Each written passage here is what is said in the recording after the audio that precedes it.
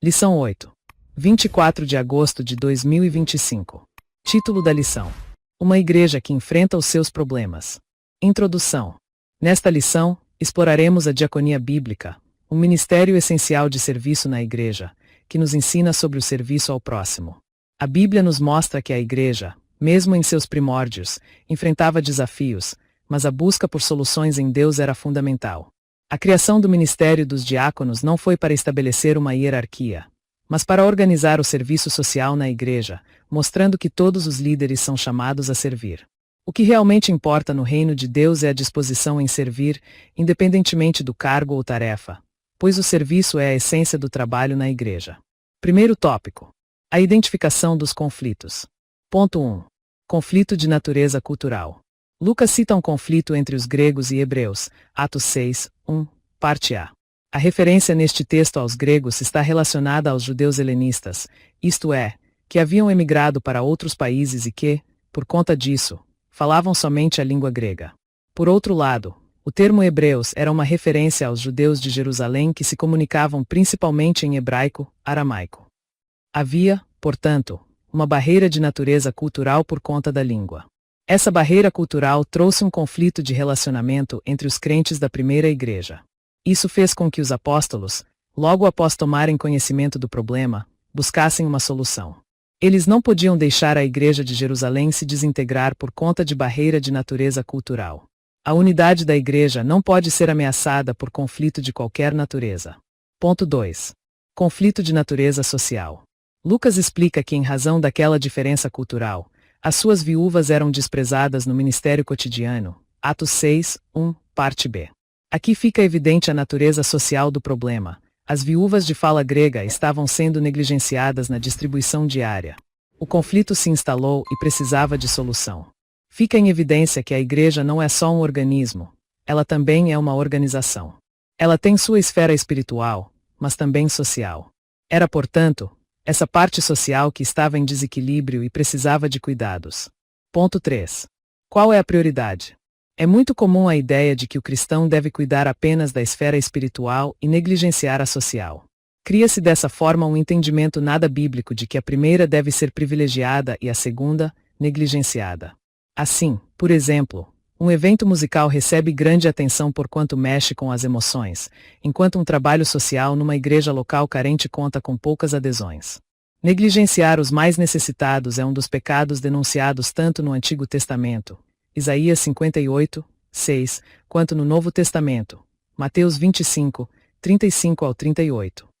Não podemos ignorar a situação social dos menos favorecidos e pensar que, dessa forma, estamos adorando a Deus em espírito e em verdade. Segundo tópico: a delegação de tarefas. Ponto 1. O ministério da oração e da palavra. Diante do conflito, os apóstolos perceberam que a parte da comunidade que estava sendo negligenciada precisava de cuidados. Contudo, eles também perceberam que não poderiam resolver um problema criando outro. Cuidar dos mais necessitados era uma missão urgente da igreja, mas os ministérios da oração e pregação da palavra de Deus também o eram. Atos 6, 4.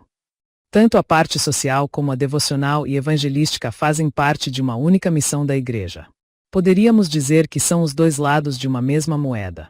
Cuidar dos necessitados é importante, igualmente importante é a oração e a evangelização. Ponto 2. Não há conflito entre tarefas. Não podemos ler, Atos 6, como se o ministério da oração e da pregação estivessem em oposição com o ministério de serviço social.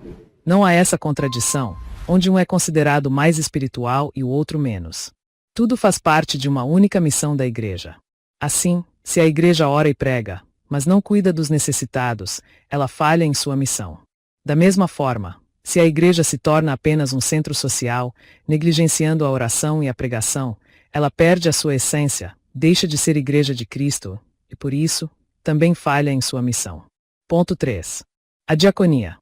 O parecer dos apóstolos foi que eles constituíssem pessoas habilitadas sobre o que eles denominaram de este importante negócio. Atos 6, 3.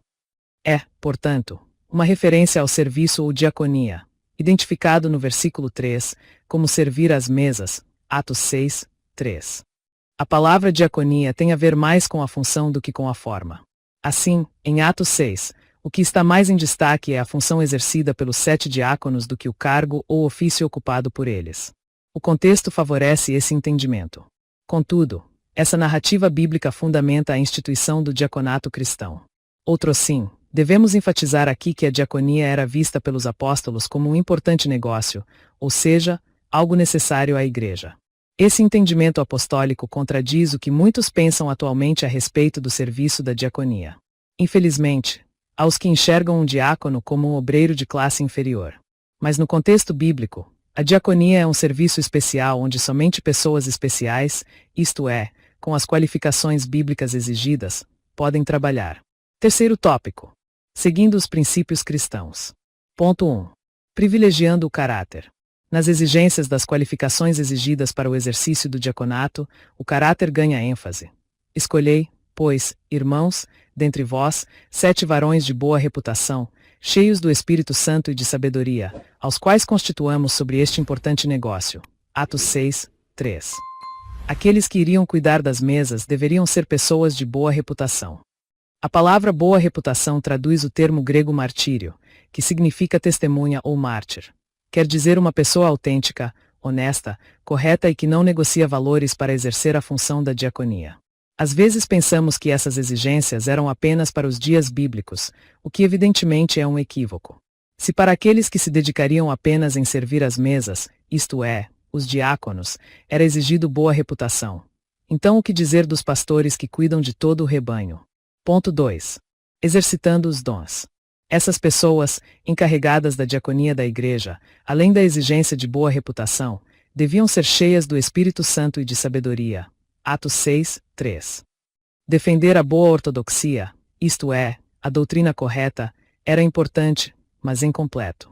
Era necessário que essas pessoas também fossem cheias do Espírito Santo e de sabedoria.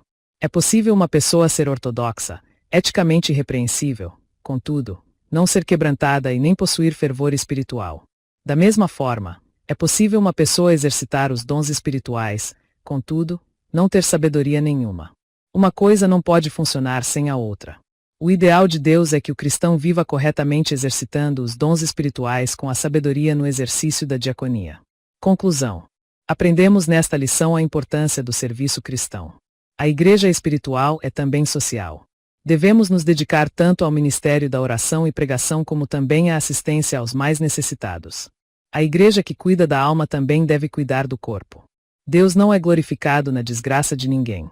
Se há um necessitado em nosso meio, e há, devemos considerar os princípios bíblicos ensinados nessa passagem das Escrituras para alcançá-lo.